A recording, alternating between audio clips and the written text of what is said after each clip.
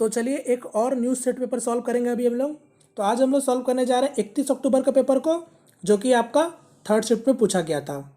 और इस दिन का पेपर अभी तक मैंने आपको नहीं कराया था, तो आज हम लोग इसीलिए आपका 31 अक्टूबर का पेपर को सॉल्व करेंगे। और इसी के साथ आज होगा मेरा सेट नंबर 47। बहुत जल्द हम लोग आपका 50 सेट तक आपका पहुंचने वाले हैं। तो जितने भी लोग चैनल से नए जुड़ रहे थे, मैं आपको बता दे रहा हूँ, अब तक हम लोगों ने 1 से लेकर 46 सेट पेपर तक आपका सॉल्व कर लिया है, रेलवे ग्रुप डी का प्रीवियस ईयर का क्वेश्चन पेपर। ठीक है, तो आप लोग एक बार जाकर प्लेलिस्ट चेक कर लेना। प्लेलिस्ट में आपको सारा वीडियो मिल जाएगा, जितना भी मैं आपको सेट पेपर सॉल्व कराया हूँ। तो प्लेलिस्ट का लिंक मैं आपको डिस्क्रिप्शन बॉक्स में दे दूंगा, और साथ में आपको और भी एग्जाम के प्रीवियस ईयर का क्वेश्चन पेपर का सॉल्यूशन आपको मिल जाएगा। ठीक है, तो चलिए, और ये रहा डिटेल, जितने भी सेट पेपर मैंने अभी तक आपको सॉल्व कराया है, ये उसका पूरा डिटेल है रेलवे ग्रुप डी का। तो ये सारे सेट पेपर मैं आपको सॉल्व करा चुका हूँ। जिस भी तरीके से मैं सेट नंबर लिखा हूँ वो पूरा शिफ्ट वाइज उसी तरीके से आपको मैंने सॉल्व कराया। ठीक है, तो आज मेरा होने जा रहा है आपका 47 नंबर का सेट। ठीक है, तो चलिए आप आज का रहा मेरा पहला क्वेश्चन। अब आप लोग जल्दी ट्राई करते चलिए, आंसर मुझे बताते चलिए। ठीक है, तो पहला क्वेश्चन आपके सामने है। पहला क्वेश्चन में क्या बोल रहा है, ये सभी नंबर आपको जो दे रखा है, बताना है कि इस नंबर को क्या कहा जाता है। ठीक है, ये किस टाइप का नंबर है ये आपको बताना है। सम संख्या, अभाज्य संख्या, प्राकृतिक संख्या, विषम संख्या। सम संख्या मतलब इवन नंबर, अभाज्य संख्या मतलब प्राइम नंबर, प्राकृतिक मतलब नेचुरल, और विषम मतलब ऑड। तो ये किस टाइप के नंबर है, देखो ध्यान से। तो ये किस टाइप के नंबर है, ये आपका प्राकृतिक संख्या कहलाते हैं, यानी नेचुरल नंबर है ये सब आपका। तो करेक्ट आंसर हो जाएगा ऑप्शन नंबर 3। चलो नेक्स्ट क्वेश्चन, इसको ट्राई करो। अब एक छोटा सा ज्योमेट्री का क्वेश्चन है, ट्राई करो। क्या बोला, उपरोक्त आकृति में टी यू पैरेलल है पी एस का, और बिंदु क्यू तथा आर पी एस पर है। Angle P Q T X degree, angle R Q T X minus 66 degree, और angle T U R X plus 33 degree है। तो एंगल यू आर एस का मान क्या होगा। यानी आपसे क्या पूछ रहा है, एंगल यू आर एस, यानी ये वाला एंगल आपसे पूछ रहा है, ये वाला एंगल का वैल्यू आपसे पूछना चाह रहा है। बताओ इसका आंसर क्या होगा। अब सबसे पहले इस क्वेश्चन को सॉल्व करने से पहले मैं आपको एक छोटा सा चीज़ बताना चाहता हूँ। जैसे कि आप जानते होंगे, नहीं भी जानते तो आप समझ लो, कोई भी पैरेलल लाइन को अगर कोई आपका एक स्ट्रेट लाइन बाइसेक्ट करता है, तो ये वाला एंगल और ये वाला एंगल क्या होता है, मेरा अल्टरनेट एंगल होता है। और अल्टरनेट एंगल क्या होता है, हमेशा इक्वल होता है। यानी ये एंगल अगर x डिग्री है तो ये भी आपका x डिग्री ही होगा। बात समझ रहे हो। तो अब यहाँ पर देखो, क्वेश्चन में क्या दे रखा था, पी क्यू टी, यानी ये वाला एंगल दे रखा था x डिग्री, साथ में आर क्यू टी, तो और ये भी एंगल आपको दे रखा था। हम लोग जानते हैं ये अगर मेरा स्ट्रेट लाइन है तो एंगल कितना बनाता है, 180 डिग्री बनाता है। तो यानी दोनों एंगल आपको दे रखा है, तो दोनों एंगल को मैं 180 से इक्वल कर लेता हूँ। बात समझ रहे हो।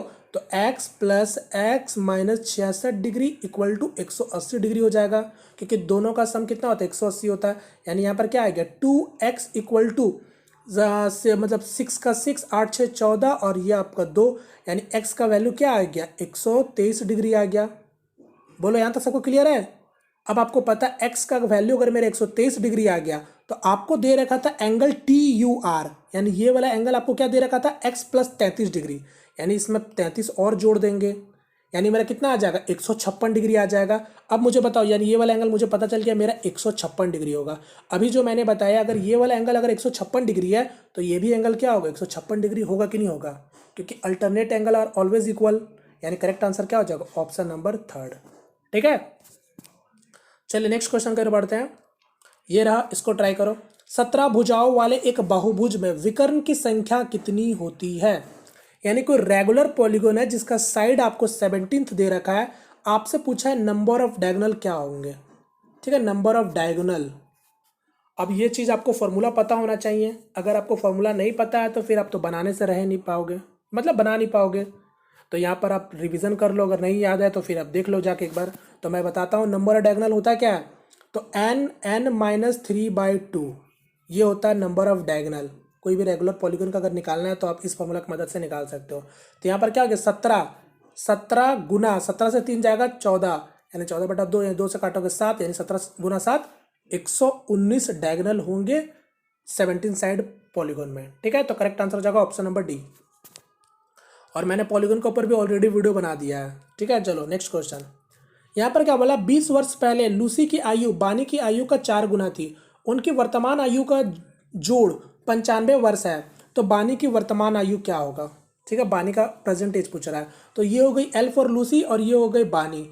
क्वेश्चन में क्या बोला था, 20 वर्ष पहले लूसी का आयु बानी का आयु का 4 गुना था। यानी बानी अगर 1 है तो लूसी 4 है, मगर ये 20 साल पहले की बात हो रहा है, ये भी ध्यान में रखना। अब आपको पता है उनका प्रेजेंट एज का सम अगर 95 है और ये जो रेशियो है ये आपका 20 साल पहले का है, तो एक काम करते हैं हम लोग 20 साल पहले उसका देखते हैं कि सम कितना रहा होगा एज का, क्योंकि ये प्रेजेंट का है। तो 20 साल पहले अगर हम जाना चाहेंगे तो बानी का 20 साल और लूसी का 20 साल, यानी 20 40 साल घटा देंगे 95 में से, यानी 95 से अगर हम 40 साल घटा देंगे तो कितना आ जाएगा, मेरा 55 आ जाएगा। यानी 20 साल पहले उन लोगों का एज का सम कितना रहा होगा, 55 रहा होगा। अब यहाँ पर देखो 4 और 1 5, यानी 5 का मतलब 55, तो 1 का मतलब क्या हो जाएगा, 11 हो जाएगा। आपसे पूछा था बानी का, तो एक रेशियो का वैल्यू क्या हो जाएगा, 11 हो जाएगा। पर ध्यान दीजिएगा ये मेरा 20 साल पहले का आया है बानी का एज, यानी अभी कितनी है बानी की एज क्या है अभी, 31 हो जाएगा। यानी करेक्ट आंसर हो जाएगा ऑप्शन नंबर सेकंड। चलो नेक्स्ट क्वेश्चन, इसको ट्राई करो। एक आदमी अपने पैसे का 0.25 हिस्से खर्च करता है और बाकी पैसे रुपए बचा लेता है। यदि कुल राशि 16,000 रुपये थी तो उसने कितना रुपया बचाया है, बताओ। अब देखो यहाँ पर ध्यान से देखो, ये 0.25 होता क्या है, ये 0.25 कुछ नहीं है, ये 25% को ही हम लोग बोलते हैं। ठीक है, ये डेसिमल फॉर्म है, ये परसेंटेज फॉर्म है, और ये हो गया फ्रैक्शन फॉर्म। ये आपको पता होना चाहिए नॉर्मली। तो 0.25 यानी आपको 25% की बात कर रहा है, यानी कोई व्यक्ति है 25% खर्च करता है और 75% बचाता है। तो आपसे वही बोल रहे हैं कि अगर उसका इनकम अगर 16,000 रुपये है तो बचा कितना रहा। तो आप समझ गए फ्रैक्शन वैल्यू 1/4 मतलब क्या, टोटल 4 इनकम हो गया, 1 उस पर खर्च कर रहा है, यानी बचा कितना रहा, 3 बचा रहा है। और 3 का ही वैल्यू पूछ रहा है आपसे, और ये 4 किसके बराबर है, 16,000 के बराबर है। तो 1 का मतलब क्या हो जाएगा, 4,000 के बराबर हो जाएगा। यानी 4 गुना 3 कितना हो जाएगा, 12,000 रुपये वो बचाएगा। यानी करेक्ट आंसर हो जाएगा ऑप्शन नंबर डी। चलो नेक्स्ट क्वेश्चन। एक गवाला एक ही मापने वाले गिलास से अपने 4 ग्राहकों को 3 लीटर, 4 लीटर, 6 लीटर और 8 लीटर दूध मापता है। सबसे बड़ी मापने वाली गिलास का क्षमता बताए जो मापने के समय में पूरा भरा हो। बताओ क्या करोगे, सबसे बड़ा क्षमता वाला गिलास पूछ रहा है, तो डायरेक्ट क्या करोगे, चारों का एलसीएम निकाल दो। तो 3 4 6 8, सॉरी मैंने एलसीएम बोला ना, एचसीएफ, ठीक है एचसीएफ, 3 4 6 8 हाईएस्ट कॉमन फैक्टर निकाल दो। तो सभी का अगर आप एचसीएफ निकालोगे तो क्या होगा, 1 ही लीटर का होगा, यानी 1 लीटर सबसे मैक्सिमम होगा। यानी करेक्ट आंसर हो जाएगा ऑप्शन नंबर फर्स्ट। ठीक है, नेक्स्ट क्वेश्चन, इसको ट्राई करो। यहाँ पर क्या बोला है कि एक धन राशि का निवेश 7.5% का साधारण ब्याज के दर पर 3 वर्षों के लिए किया गया था। यदि निवेश 6 वर्ष के लिए किया गया होता तो 1125 रुपये अधिक ब्याज मिलता। प्रारंभ में निवेश की गई राशि कितनी थी, यानी आपसे प्रिंसिपल अमाउंट पूछ रहा। अब आप ध्यान से देखो, अगर 7.5% से अगर हम 3 साल के लिए अगर पैसा कहीं निवेश करते हैं तो टोटल रेट ऑफ इंटरेस्ट कितना होगा, 7.5 गुना 3, यानी 7 21 और 21 और 1.5 यानी 22.5%। यानी टोटल आपको 3 साल में प्रिंसिपल का 22.5% आपको ब्याज दर मिलेगा। क्लियर। अब क्वेश्चन में क्या बोलता है कि 3 साल ना देके 6 साल आपका इन्वेस्टमेंट हो रहा है, यानी समय अगर जब 6 साल करोगे तो इन्वेस्ट आपका टोटल क्या हो जाएगा, 45% हो जाएगा। सीधी सी बात है। और इसीलिए बोल रहा जब आपका जब निवेश जब 6 साल के लिए करते हैं तो ब्याज में कितना रुपये का बढ़ोतरी हो रहा है, 1125 रुपये का बढ़ोतरी हो रहा है। यानी आप कह सकते हो 45 माइनस 22.5, यानी यही 22.5% का वैल्यू आपको दे रखा है 1125। और आपसे पूछा था प्रिंसिपल अमाउंट, और प्रिंसिपल अमाउंट क्या होता है, हमेशा खुद में 100% होता है, क्योंकि उसी का हम लोग परसेंटेज निकालते हैं। तो बस 1% का वैल्यू क्या हो जाएगा, 22.5 से डिवाइड कर दो। आपसे 100% का वैल्यू पूछा है तो पॉइंट को हटाएंगे, एक और जीरो लग जाएगा। अब काट लो, 25 से काटोगे 9 बार में कट जाएगा, 25 से काटोगे 40 बार में आपका खत्म हो जाएगा। 9 से काट लो तो 12 9 108, 4 5 यानी 125, 125 गुना 4 500 और 5000, यानी करेक्ट आंसर हो जाएगा ऑप्शन नंबर सेकंड। चलो नेक्स्ट क्वेश्चन, एक छोटा सा डेटा इंटरप्रिटेशन है, इसको समझो और बताओ इसका आंसर क्या होगा। निम्नलिखित पाई चित्र रेस्टोरेंट XYZ द्वारा विभिन्न प्रकार के खाद्य पदार्थों की बिक्री के बारे में जानकारी व्यक्त करता है। नवंबर 2017 में रेस्टोरेंट द्वारा अर्जित कुल राजस्व 35 लाख रुपए था। समझ गए, कोई रेस्टोरेंट XYZ नाम है उसका, वो टोटल रेवेन्यू आपको बता रहा है ये पाई चार्ट में। जैसे कि आप देख सकते हो ये चाइनीज़ का, बर्गर का, पिज़्ज़ा, डोनट, आपका सैंडविच का, अदर बैक आइटम, तो ये सभी का पूरा टोटल जो रेवेन्यू दिखा रहा है कोई रेस्टोरेंट का, वो इस तरीका से आपको पाई चार्ट में दिखा रहा है। ठीक है, अब क्या बोला, बर्गर की बिक्री पर रेस्टोरेंट XYZ द्वारा कितना राजस्व अर्जित किया था? तो बर्गर का पूछ रहा है। अगर आप बर्गर में देखोगे तो कितना रेवेन्यू जनरेट किया था? 25% आपका पूरा किया था टोटल का। यानी टोटल अगर मेरा 35 लाख रुपया पूरा उसका मतलब उसका रेवेन्यू जनरेट हो रहा है, तो उसमें से 25% बर्गर का बिक्री है। तो 25% मतलब एक चौथाई, यानी 35 का एक चौथाई निकाल लो, यानी 35/4। 4 से काटोगे तो 8 चौके 32 और 3 चौथाई कितना होता है? 0.75, यानी 8.75 लाख रुपये का हुआ था। यानी करेक्ट आंसर हो जाएगा ऑप्शन फर्स्ट। चलो नेक्स्ट क्वेश्चन। 570 और 1425 का महत्तम संप्रवर्तक महत्तम संप्रवर्तक और लघुत्तम संप्रवर्तक का ज्ञात करें। यानी आपसे पूछ रहा है इन नंबर का एलसीएम और एचसीएफ पूछ रहा है। एलसीएम और एचसीएफ पूछ रहा है। अब सबसे पहले देखो ये एलसीएम और एचसीएफ आपको निकालना है। यहाँ पर थोड़ा सा अगर आप समझ लोगे तो आपको खुद ही पता चल जाएगा आंसर क्या होगा। ऑप्शन का मदद से भी जा सकते हो।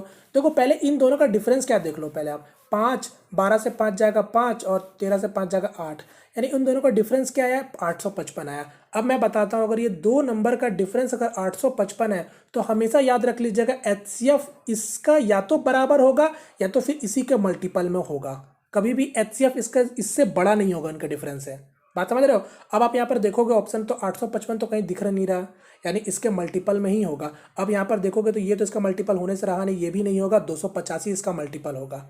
ठीक है, 285 गुना 3 855 होगा, यानी एचसीएफ 285 ही होगा। अब आप देखोगे नंबर मेरा क्या 570 और 1425, यानी 285 गुना 2 570 और 285 गुना 5 1425। यानी आपसे एलसीएम अब निकालना है तो 800 मतलब 285 और गुना 10 यानी 2850 हो जाएगा एलसीएम। यानी करेक्ट आंसर क्या हो जाएगा? Option number second. ठीक है, तो इतना कुछ करने का जरूरत नहीं, मैं केवल बता रहा हूँ कि इसका पीछे हो किस तरीका से रहा। ठीक है, और जब ठीक है चलो नहीं, नेक्स्ट क्वेश्चन इसको ट्राई करो। यहां पर क्या बोल रहा है? 40 विद्यार्थियों की कक्षा में लड़कों और लड़कियां का अनुपात 2 और 3 है। लड़कों का औसत प्राप्तांक 60 है और लड़कियों का औसत प्राप्तांक 70 है। तो पूरी कक्षा का औसत प्राप्तांक क्या है बताओ? तो देख लो जल्दी से। 40 विद्यार्थियों में अगर बॉयज़ और गर्ल्स है तो ये हो गया बॉयज़, ये होगा गर्ल्स, ये 2 और 3 के अनुपात में है। यानी टोटल कितना हो गया? 5। 5 का मतलब क्या?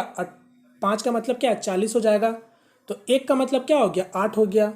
बात समझ रहे हो? यानी कहने का मतलब है क्लास में 16 बॉयज़ है और 24 गर्ल्स है। अब क्वेश्चन में जैसा बोला बस वैसा करो। तो बॉयज़ का क्या है? औसत 60 है, यानी 60 गुना मतलब 60 गुना 16 कितना हो जाएगा? 960 हो जाएगा। 24 गुना 70 यानी 168, यानी 1680 हो जाएगा। यानी सभी का अंक कितना आ गया? 0, 8 6 14, 9 6 15, 1 16 और 1 2। यानी टोटल कितने क्लास में? 40 लोग हैं। तो सॉल्व करो कितने बार में? 6 6 24 और 6 6 24, यानी 66 इसका औसत हो जाएगा। करेक्ट आंसर हो जाएगा option number first. Next question ये रहा, अब इसको ट्राई करो। अब देखो ये क्वेश्चन आपका एक राक्षस टाइप का क्वेश्चन है, दिखने में आपको बड़ा लग रहा होगा बट कुछ भी नहीं है क्वेश्चन में। इसको एक बार ट्राई करके देखो, और मुझे भी समझ नहीं आया कि ये क्वेश्चन देने का मतलब क्या था। यहाँ पर क्या बोला क्वेश्चन में कि वर्ष 1 में औसतन एक बाहु विशिष्ट अस्पताल ने 1 महीने में 10 लाख रुपए अर्जित किया। इसमें कैंटीन भी है और इसके लिए मासिक आधार पर अस्पताल ने आय का 12% आवंटित किया था। 5वें वर्ष में आवंटित कैंटीन फंड मासिक आय का 16% था। मानते हैं कि 5वें वर्ष का प्रति माह आय में 25% की वृद्धि हुई थी। तो 5वें वर्ष के हर महीने आवंटित वास्तविक निधि क्या थी? ये आपसे पूछ रहा है। यानी क्वेश्चन को समझो। क्वेश्चन में नॉर्मली क्या बोल रहा है कि कोई आपका एक बहुत बड़ा हॉस्पिटल है, ठीक है, मल्टी स्पेशलिटी हॉस्पिटल है, जिसका टोटल इनकम अगर हो रहा है तो 10 लाख रुपए का इनकम हो रहा है। उसमें कैंटीन भी है और कैंटीन में 12% वो आवंटित करता है अपना इनकम का। यानी अगर आप थोड़ा देर के सपोज दैट मान लो कि अगर वो 100 रुपये इनकम हो रहा है तो 12% वो खर्च कर दे रहा है, यानी 12 रुपये वो खर्च कर दे रहा है, मतलब दे रहा फंड आवंटित कर दे रहा 12% कैंटीन पर। क्लियर? अब क्वेश्चन में क्या बोला था? 5वें वर्ष में आवंटित कैंटीन का फंड मासिक आय का 16% हो जाता है। यानी जो 5वां साल में जो आपका कैंटीन का जो खर्च है वो आपका 16% हो गया, यानी ये 16% हो गया। तो बस अब आपका क्या बोल रहा है कि मानते हैं, यानी कंडीशन दे रखा है कि लेट कि 5वें वर्ष का प्रति माह आय में 25% की वृद्धि हुई थी। तो 5वें वर्ष के हर महीने आवंटित वास्तविक निधि क्या थी? यानी वही पूछ रहा है कि 5वें साल में अब आपको बताना है कि उसमें उसको फंड कितना मिला था। ठीक है, कैंटीन के लिए फंड कितना मिला था यही आपसे पूछ रहा है। तो अब आपको हिंट भी दे रखा है कि 5वें साल में जो आपका फंड था, मतलब जो अमाउंट था वो 25% बढ़ भी जा रहा है, यानी 100 का कितना हो जाएगा, 125 हो जाएगा। बस 125 का 16% निकाल दो, यही आपका क्वेश्चन में कह रहा है। यहाँ पर केवल लैंग्वेज में इधर से उधर किया गया और कुछ नहीं किया गया। तो 125 का 16% निकाल दो, तो 125 मतलब क्या होगा, 250, और 250 यहाँ से आधा कर दो 8, यानी 25 गुना 8 200। तो आंसर क्या हो जाएगा, आंसर क्या हो जाएगा, 2 लाख हो जाएगा। तो करेक्ट आंसर क्या हो जाएगा, ऑप्शन नंबर सेकंड हो जाएगा। कोई फर्क नहीं पड़ता है कि आप यहाँ पर पूरा लाख का 00 मेंशन करोगे, आप छोटा सा वैल्यू भी मान लोगे, काम चल जाएगा। ठीक है, चलिए नेक्स्ट क्वेश्चन फिर बढ़ते हैं। ये था क्वेश्चन में। नेक्स्ट क्वेश्चन ये रहा, इसको ट्राई करो। 2 वर्ष पहले विवेक की आयु समीर की आयु का 3 गुना थी। 3 वर्ष बाद विवेक की आयु समीर की आयु की 2 गुनी हो जाएगी। विवेक का वर्तमान आयु कितनी है बताओ। जल्दी ट्राई करो ये सब क्वेश्चन। ये रहा विवेक, ये रहा समीर। क्वेश्चन में बोला है कि समीर का 3 गुना था 2 साल पहले, ये 2 साल पहले का है, 2 ईयर बिफोर का। तो ये सब मेंशन जरूर से किया करो। फिर क्या बोला, 3 साल बाद विवेक का आयु का समीर के आयु का 2 गुना हो जाएगा, यानी समीर अगर 1 है तो विवेक क्या हो जाएगा, 2 हो जाएगा। अब ये 3 साल बाद का, इसको भी ध्यान दीजिएगा, आफ्टर है। अब आप जानते हो सबसे पहले हम लोग क्या करते हैं, डिफरेंस चेक करते हैं, यानी यहाँ का 2 का डिफरेंस है, यहाँ 1 का डिफरेंस है। और एज के कॉन्सेप्ट में क्या होता है, एज का डिफरेंस कभी भी नहीं बदलता है, चाहे 10 साल बाद चाहे 10 साल पहले। तो यहाँ पर डिफरेंस को सेम करेंगे, यानी यहाँ पर 1 है तो इसको 2 बनाएंगे। तो मैं यहाँ पर क्या करता हूँ, 2 से गुना कर लेता हूँ, यानी क्या हो जाएगा, 2 का 4 हो जाएगा, और यहाँ 2 का 2 हो जाएगा। अब डिफरेंस आपका 2 का आ चुका है। अब आपसे पूछा किसका था, आपसे पूछा था विवेक का वर्तमान आयु, यानी 3 से 4 हो गया, 3 से 4 हो गया, यानी 1 रेशियो का डिफरेंस दिख रहा। अब 1 रेशियो कितने साल का बराबर होगा, तो 2 साल पहले 3 साल बाद, यानी 1 रेशियो 5 साल के बराबर होगा। तो अब आप सॉल्व कर लो। तो आपसे पूछा था मतलब विवेक के बारे में पूछा था, तो यानी विवेक का 3 रेशियो का वैल्यू क्या हो जाएगा, 15 साल हो जाएगा। मगर ध्यान दीजिएगा 15 साल ये 2 साल पहले का एज है, तो प्रेजेंट के एज में 2 साल जोड़ देंगे, यानी क्या हो जाएगा, 17 वर्ष हो जाएगा। आप चाहते तो इससे भी निकाल सकते थे, क्योंकि 1 रेशियो का मतलब 5 है, तो ये 4 रेशियो का मतलब क्या हो जाएगा, 20 साल हो जाएगा। मगर ये 3 साल बाद का होगा, आपको वर्तमान का निकालना है, यानी 20 में से 3 जाएगा 17 होगा। तो जैसे भी निकालोगे आंसर आपका वही आएगा। चलिए नेक्स्ट क्वेश्चन, इसको ट्राई करो। बोला है कि किसी कपड़े के 34 1/2 मीटर का मूल्य 1656 रुपये है, तो उसी कपड़े का 10 1 सही 4 मीटर का मूल्य क्या होगा बताओ।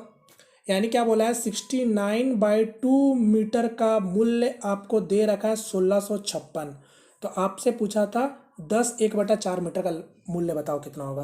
तो आप 1 मीटर का मूल्य निकाल लो या फिर ना निकालो, आपकी मर्जी है। तो 1 मीटर का मूल्य क्या हो जाएगा, 69 को यहाँ आ जाएगा, 2 आपका ऊपर चला जाएगा। 69 से आप इसको काट सकते हो, तो 69 इंटू 2 कितना होता है, 138, यानी 2 मतलब 20 बार से ज़्यादा में ही कटेगा। यानी 9 का यूनिट डिजिट देखेंगे तो 9 एकम 9, 9 2 18, 36 27 और 36, यानी 24 बार में कट जाएगा। तो 24 गुना 2 48, यानी 1 मीटर का दाम हो जाएगा 48। तो आपसे पूछा था 41/4 मीटर का मूल्य बताओ क्या होगा। तो 12 2 एकम 2, यानी करेक्ट आंसर क्या हो जाएगा, ऑप्शन नंबर 3। चलो नेक्स्ट क्वेश्चन। एक क्वेश्चन आपसे ये पूछा गया था, आपको इसको सॉल्व करना था, बताओ। अब देखो यहाँ पर क्या है, मोड के अंदर में 8 - 20, 8 - 20, तो 8 में से आपका 20 में से मतलब 8 में से 20 अगर आप लेस करोगे तो क्या हो जाएगा, -12 हो जाएगा। मगर ध्यान दीजिएगा मोड का प्रॉपर्टी क्या होता है कि अगर मोड में है तो अगर बाहर निकालोगे तो वैल्यू हमेशा पॉजिटिव में बन के निकलता है। बात समझ रहे हो। तो बस यहाँ पर भी क्या होगा, वैल्यू पॉजिटिव बन के निकलेगा, यानी 52, और ये माइनस आपका है, यानी 52 - 12, यानी करेक्ट आंसर क्या हो जाएगा, 40। ठीक है, अगर आप माइनस करके ही निकालते तो माइनस माइनस प्लस करते तो 52 + 64 हो जाता, तब आंसर आप मार देते ठीक, ऑप्शन नंबर डी। मगर ध्यान दीजिएगा मोड में वैल्यू हमेशा पॉजिटिव में निकलता है। ठीक है, चलो नेक्स्ट क्वेश्चन, इसको ट्राई करो। एक्स वाई जेड साथ मिलकर किसी कार्य को पूरा करते हैं और 210 रुपये कमाते हैं। यदि एक्स वाई जेड के कार्य का अनुपात 4 6 5 है तो जेड को मिली राशि कितनी है। तो ये तीनों लोग काम कर रहे हैं, तीनों लोगों का काम दे रखा है 4 6 5, यानी इसी अनुपात में वो लोग काम किए हैं। ठीक है, तो पैसे भी इसी अनुपात में बटेंगे। तो 210 रुपये में आपसे पूछा जेड को कितने मिलेंगे, तो टोटल कितना रेशियो, 6 4 10 और 10 और 5 15, यानी 15 मतलब 210, यानी 1 का मतलब 210/15। आपसे जेड के बारे पूछा था, तो सॉल्व करो, 3 और 70, यानी जेड को 70 रुपये मिलेंगे। करेक्ट आंसर हो जाएगा option number second. Next question एक छोटा सा सिंप्लीफिकेशन है, सॉल्व करो। यहाँ पर आपको इसको सॉल्व करना है, एक्स का वैल्यू बताना है। तो थोड़ा सा ध्यान से देख लोगे तो 2.4 हो गया, ये नंबर नीचे आ जाएगा यानी 5.06 हो जाएगा। पॉइंट को अगर मैं कैंसिल करूँगा तो एक एक्स्ट्रा मुझे जीरो ऊपर लगाना पड़ेगा और तो कुछ नहीं करना पड़ेगा। अब आप थोड़ा सा ध्यान से देखोगे तो 506 को अगर 4 टाइम गुना करते हो तो क्या आता है 2024 आता है, यानी 4 और 0 यानी 40। Correct answer option number D. Next question, इसको ट्राई करो। अब क्या बोला है कि घटते क्रम में व्यवस्थित करें, यानी इस नंबर को आपको अरेंज करना है। ठीक है, अब मैं यहाँ पर यही चीज़ बताना चाहता हूँ कि देखो अरेंज करना है तो आप कैसे करोगे अरेंज। अब आप क्या एलसीएम निकालोगे चारों नंबर का, फिर उसके बाद उसी नंबर से आप सब में मल्टीप्लाई करोगे, तब जाके आपका एक होल नंबर बन के आएगा। तो इतना करके क्या फ़ायदा। मैं यही तो बोलता हूँ, थोड़ा सा दिमाग में थोड़ा सा वजन, मतलब बोलता है दिमाग में भी थोड़ा सा अपना प्रेशर डालो, थोड़ा दिमाग को भी सॉल्व करने का मौका दो। ठीक है, पेन चलाने से कुछ नहीं होता। यहाँ पर आप समझ सकते हो 5/6, 5/6 मतलब क्या हो गया 0.8 हो गया अप्रॉक्स में। ठीक है, अभी मैं केवल पॉइंट के बाद सिंगल डिजिट का यूज़ कर रहा हूँ। 3/2 जानते हैं हम लोग क्या होता है, 3/2 मेरा 1.5 होता है। 7/4 आप जानते हो, 4 एकम 4 यानी आपका 3/4 मतलब 0.75 यानी 1.75 हो गया। और 9/8 भी आप जानते हो, मतलब 1.1/8 क्या होता है 1.25 हो जाएगा। बताओ अब सबसे बड़ा नंबर कौन सा, ये वाला, फिर उसके बाद ये वाला, फिर ये वाला, ये वाला। तो क्या बोला था घटते क्रम में यानी डिक्रीजिंग ऑर्डर, मैंने सबसे पहले क्या आएगा 7/4 आएगा, फिर उसके बाद 3/2 आएगा, फिर 9/8 आएगा, लास्ट में आपका 5/6 आएगा। यानी करेक्ट आंसर क्या हो जाएगा ऑप्शन नंबर फर्स्ट। ठीक है, चलो नेक्स्ट क्वेश्चन। अब देखो एक क्वेश्चन आपसे ये पूछा गया था, हालांकि क्वेश्चन में थोड़ा सा गलती था। ठीक है, ये इंग्लिश फॉर्मेट में क्वेश्चन आपका सही था, ये 650 नहीं है, ये आपका 2650 होगा। अब आप लोग इसको सॉल्व करो, अब आंसर बताओ। बोला है 2650 की राशि पर 6 वर्षों के लिए 5% का साधारण ब्याज प्रति वर्ष दर पर अर्जित ब्याज कितना होगा। तो 5% के लिए बात कर रहा है यानी टोटल 30% का वैल्यू पूछ रहा है। तो ये प्रिंसिपल का 30% निकाल दो, तो 0 से 0 कैंसिल, 0 से 0 कैंसिल, यानी 265 गुना 3, 5 3 15, 6 3 18, 19 और 3 2 6 1 7, यानी 795 रुपया ब्याज मिलेगा। Correct answer option third. चलो नेक्स्ट क्वेश्चन, इसको ट्राई करो। एक ट्रेन अच्छा, एक ट्रेन 15 सेकंड में एक पोल को पार करती है और 25 सेकंड में 100 मीटर की लंबी प्लेटफॉर्म को पार करती है। मीटर में ट्रेन की लंबाई का पता लगा है। ठीक है, तो ये ऑप्शन में थोड़ा सा कट गया है, तो आप लोग ऑप्शन में ये सब जोड़ लो। समझ गए, अब आप इसको सॉल्व करो। तो देखो पहले बोल रहे हैं कि ट्रेन कोई 15 सेकंड में किसी पोल को पार करता है, तो स्पीड क्या हो जाता है डिस्टेंस बाई टाइम। तो डिस्टेंस क्या होगा, ट्रेन का ही लंबाई होगा। ट्रेन का लंबाई को मैं एक्स मान लेता हूँ। कितने सेकंड में पार कर रहा है, 15 सेकंड में पार कर रहा है, यानी आपका ट्रेन का स्पीड निकल के आ गया। क्लियर। अब कोई ट्रेन किसी प्लेटफॉर्म को पार कर रहा है, तो फिर से मेरा क्या हो जाएगा speed equal to distance by time. अब आप देख रहे हो स्पीड मेरा ट्रेन का निकल के आ गया x/15। किसी को कोई डाउट है, ये मेरा स्पीड है। डिस्टेंस क्या हो जाएगा, तो प्लेटफॉर्म का लंबाई यानी 100 प्लस और आपका ट्रेन का लंबाई यानी x हो गया, और इसको समय कितना लग रहा था 25 सेकंड लग रहा था। अब सॉल्व करो, 5 से काट लोगे 3 बार में, 5 से काट लोगे 5 बार में, यानी यहाँ क्या हो गया 5x 3x यानी 2x और ये 300, यानी x का वैल्यू क्या आ गया 150, यानी करेक्ट आंसर जगह 150 meter. Correct answer option number first होगा। ठीक है, नेक्स्ट क्वेश्चन। अब एक क्वेश्चन आपसे ये पूछा गया था, बताओ इसका आंसर क्या होगा। अब इस टाइप का क्वेश्चन का तो आप सभी लोग मेरे को लगता है ट्रिक जानते होंगे, ट्रिक बोलो या जो भी बोलो। ये 72 आपको दे रखा है, 72 को कुछ इस तरीका से ब्रेक करो जिससे उन दोनों नंबर के बीच में डिफरेंस आपका 1 होना चाहिए।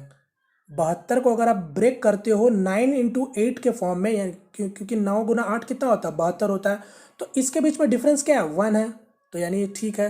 अब आप जानते हो अगर प्लस है तो बड़ा वाला नंबर आंसर हो जाएगा, अगर माइनस होता तो छोटा वाला नंबर आंसर हो जाएगा।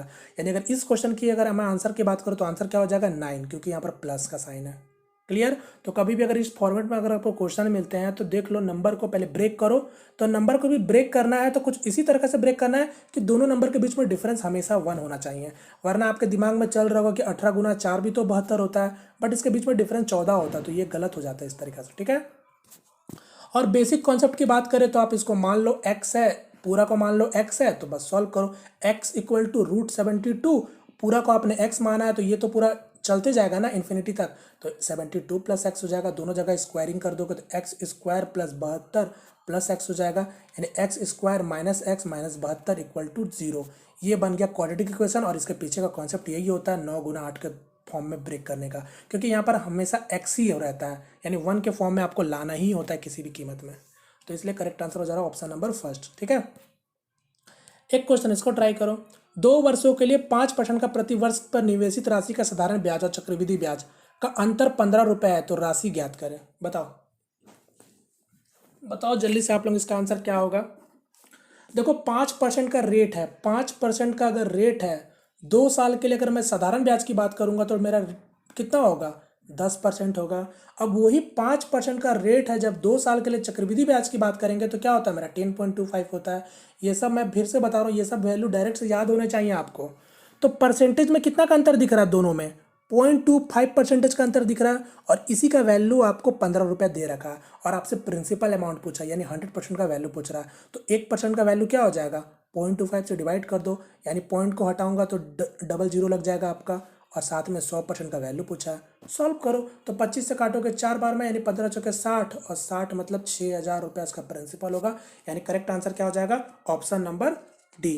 बोलो क्लियर है। तो ये सब चीज़ आपको पता होना चाहिए। चलिए नेक्स्ट क्वेश्चन की ओर बढ़ते हैं। वरना देखो फॉर्मूला भी होता है, बट फॉर्मूला में आप कितना याद करोगे, कितना आप फॉर्मूला याद कर सकते हो। फॉर्मूला भी 2 साल का होता है, 3 साल का होता है, बट वही अगर जब आप रेट याद करके रखोगे तो आपका काम चल जाएगा। फॉर्मूला क्या होता है, सम इक्वल टू वही डिफरेंस इंटू 100 और divided by rate into rate. ये 2 साल का फॉर्मूला होता है, 3 साल का भी कुछ इसी तरीका से होता है। ठीक है, समीकरण का वास्तविक मूल का संख्या क्या है, तो बताओ इसका मूल की संख्या बताओ क्या होगा।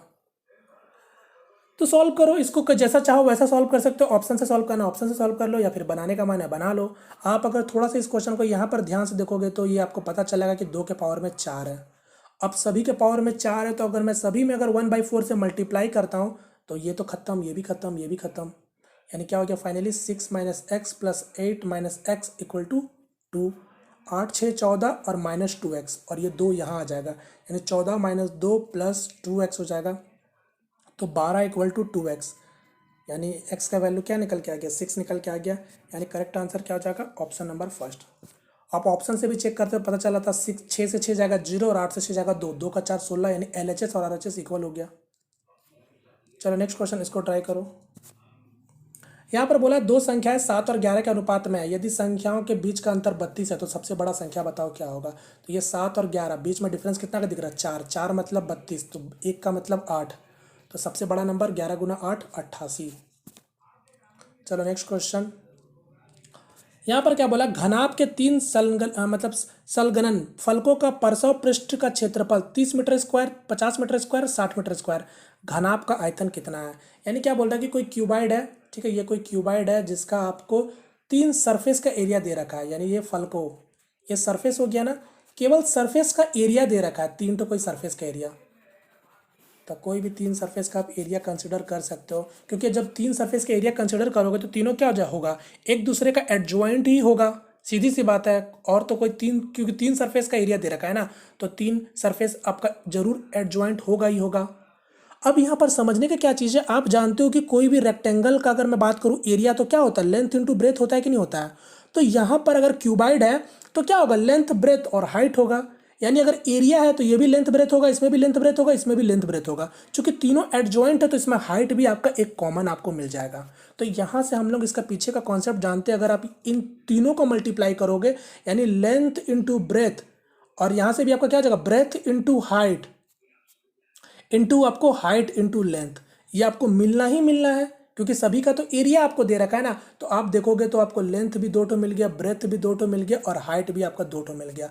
तो बस जब बाहर निकालोगे तो क्या हो जाएगा, length into breadth into height, तो निकल गया कि नहीं, यही तो मेरा वॉल्यूम कहलाएगा ना, समझ गए, ये मेरा वॉल्यूम कहलाएगा। तो यहाँ पर अब देखोगे, मैं इसको हटाता हूँ, तो यहाँ पर आप समझ गए, यानी 30 × 50 × 6, यानी 6 × 5 = 30, और 30 × 3 90, यानी 90 का मतलब 90,000। 90,000 अगर ये आपका आ गया तो ये किसका स्क्वायर रूट है, 300 का स्क्वायर रूट है, यानी यही मेरा वॉल्यूम होगा। करेक्ट आंसर क्या हो जाएगा, ऑप्शन नंबर डी हो जाएगा। अगर बात करें, अगर आप बोलोगे कि इसमें लेंथ और ब्रेथ होगा कौन सा, लेंथ और ब्रेथ होगा कौन सा, क्योंकि ये तो वॉल्यूम था तो हम लोग बहुत आसानी से निकाल लिए, तीनों को गुना करके स्क्वायर रूट निकाल लिए, वॉल्यूम निकल गया।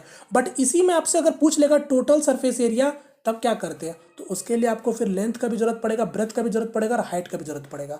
तब वहाँ पर आपको क्या करना पड़ेगा, निकालना पड़ेगा। ठीक है, तो इसके लिए फिर क्या करोगे, यहाँ पर देख लो, क्योंकि मैंने बताया एरिया क्या होता है, लेंथ इंटू ब्रेथ होता है, यानी 6 × 5 30 हो गया।